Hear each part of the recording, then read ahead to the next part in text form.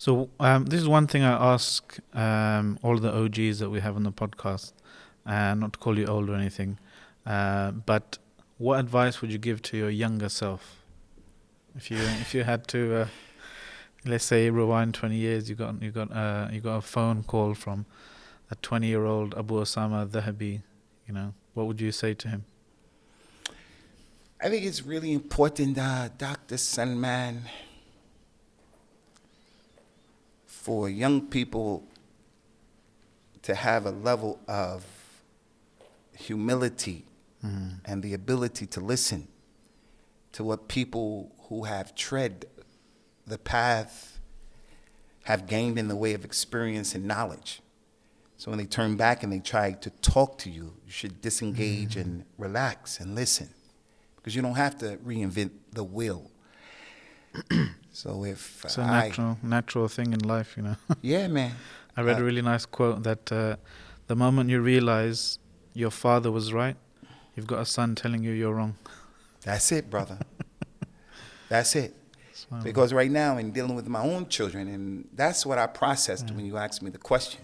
I'm dealing with my own children. I'm trying to tell my sons especially, hey, I know what time it is. You see this watch? I'm not talking about the time of the watch. I know what time it is out there in the streets and in the world. I've been around the block. Not only was I around the block, I used to kind of own the block. So I try to tell my sons, don't think I'm Frank Sausage Head and I don't know what time it is. But no matter what I say, they kind of think you're old school because you don't know about algorithms.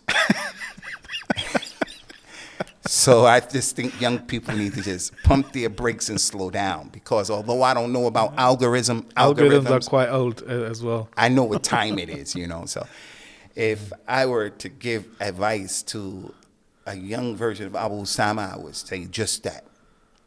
Relax, pump your brakes, take it easy. You don't have all of the answers. There are people out here who have tread this path before you. Listen, learn, and comprehend. Is that the same advice you give to young kind of graduates, young Tulab Ilm that come out of the universities and stuff and take the positions as imams and stuff? Yeah, absolutely, absolutely. And I'm happy to say, with the younger brothers learning in the different Islamic universities across the globe, I have a good relationship with the vast majority of them. Only one from amongst them who's getting his master's. I think he received his master's. He's the most complicated and difficult personality that I ever met in Dawah, so we're going to put him on the side.